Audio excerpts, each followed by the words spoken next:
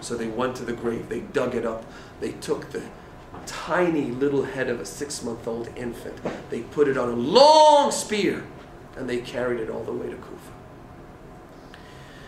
And so Imam al-Hussein knew exactly what he was getting into. This is death. I'll have the wolves of the desert eating my flesh, filling their stomachs with my flesh, and their stomachs with my blood. But I have made my decision, and whoever wants to join me, feel free to do so. And as obvious as it was to the Imam, it wasn't so obvious to people back then, and it's not so obvious to us in this day and age. And we keep asking ourselves, was it worth it? Is it worth it? And so this is a crucial question. Also, when we talk about the motivation of Imam Hussein, we need to make a distinction between faith and reason. Why?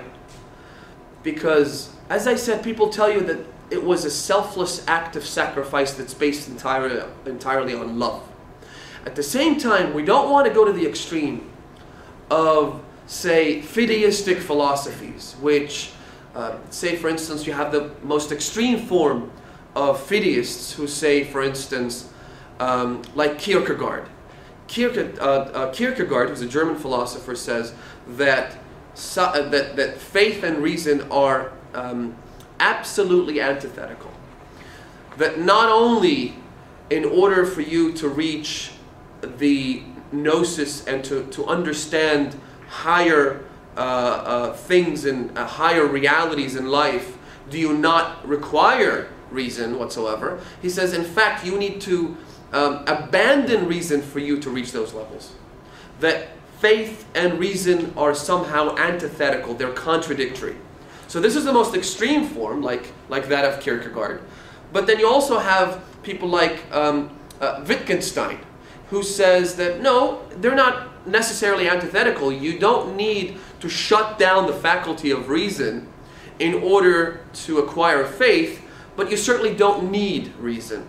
Faith is a means of reaching knowledge in and of itself. We don't agree with all of that. We say that while the two are not antithetical, they're not contradictory, faith and reason are different nonetheless. They're not necessarily one and the same. Why?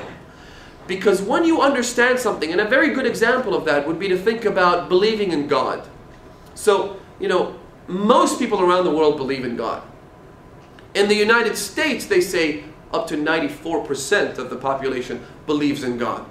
But then do you see this belief being translated into action? Do you see this faith being manifested in reality?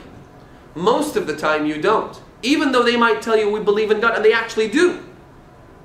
We're not talking about hypocrites, we're talking about people who really do believe in God, or so they claim, so they think. So while the understanding is there, while they can conceptualize the idea of believing in God, however, that faith hasn't been translated into action. Just as, for instance, we all know that a dead corpse cannot harm us in any way. A dead person is dead. Whereas how many of you are prepared to spend the night in a room just by yourself with a cadaver, with a dead corpse? Most of us wouldn't do that. Whereas if you go to the people who bathe the bodies of the dead, those who wash the bodies of the dead, they have no problem sleeping in one room where there is a dead cadaver next to them, because their understanding, their knowledge of what a dead person can or cannot do to them has been transmitted from their mind to their hearts. And that's the difference, and that's the distinction that needs to be made. So believing in God is one thing, but then in reality, most people, as Imam al-Hussein says most eloquently in one of his sermons, he says, الناس عبيد الدنيا والدين لاعق على ألسنتهم. People are idol worshippers in the sense that they worship this world. To them, their complete devotion is to their primal desires and temptations, to satisfy those needs. The most important priority in their lives is this world, this corporeal, transient, physical world. But then you also have people who wet their mouth with religion. وَالدِّينُ لَعِقٌ عَلَىٰ أَلْسِنَتِهِمْ. Yes, they might chew on religion just to keep their mouths wet and to stop their mouths from getting too dry. But that's all there is to it. Religion to them isn't a way of life. It's not faith that rests deeply in their hearts, but a bunch of slogans. And you'll find that these people are always the most vocal people. They're the ones who like drums. There's a vacuum inside, there's nothing inside.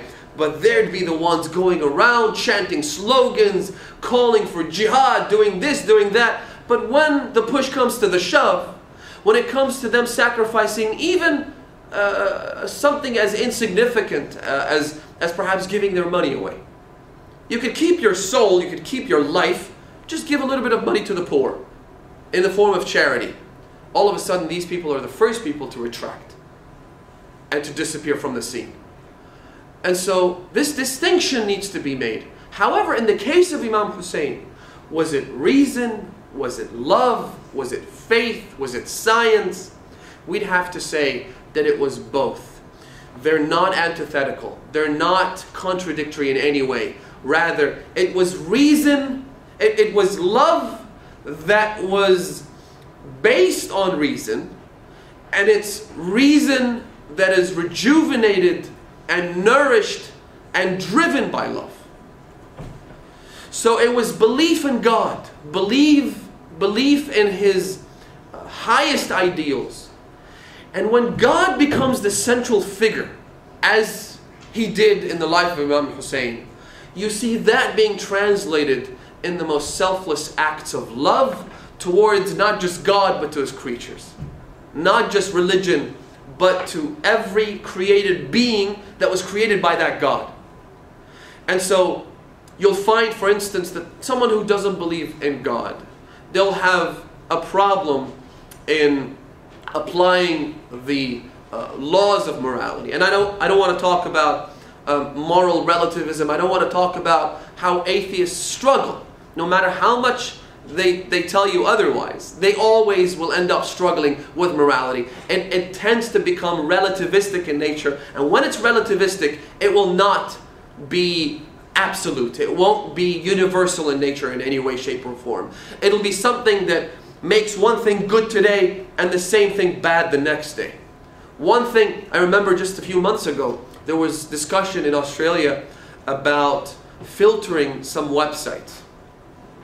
And they were talking about, for instance, websites that advocated, the most obvious would be child pornography, things that dealt with criminal acts and so forth.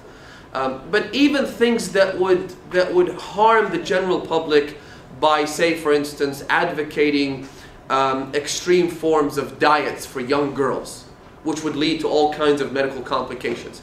So the Australian government was discussing whether or not to ban these websites, and a spokesperson for Google came out and said, no, you can't do this.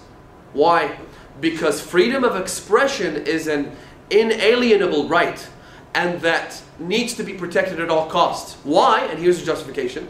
Because one thing that is deemed to be inappropriate and immoral and unethical and wrong today could very much become moral and ethical and appropriate the next day. What this generation is struggling with today, and a very good example would be incest. Incest is unethical, immoral, disgusting today, but one of the arguments that was posed by a person accused of incest, well, he went to court and he said, you know what? It was a consensual relationship. Me and my daughter, we both agreed that we wanted this. We actually fell in love. So what you might consider to be vile and disgusting today, in 50 years' time could be accepted. It could be moral and ethical. It could be a part of your rights as a human being to make that decision, this consensual decision between two consenting adults, and it becomes perfectly legitimate to engage in this activity. And so I don't want to talk about this aspect, but what I'm trying to say is that you have this kind of ideology, and then you have the ideology that says, no, God is the ultimate and the only and the final source of morality, because that way and only that way can you have a universal perspective on morality.